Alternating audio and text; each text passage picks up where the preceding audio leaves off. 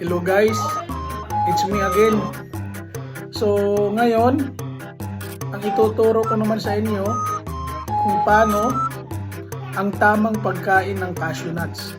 So unang-una, siyempre, exercise nyo muna yung bibig nyo.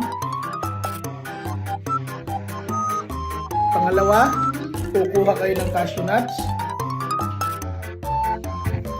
Pangatlo, bubuksan nyo siya.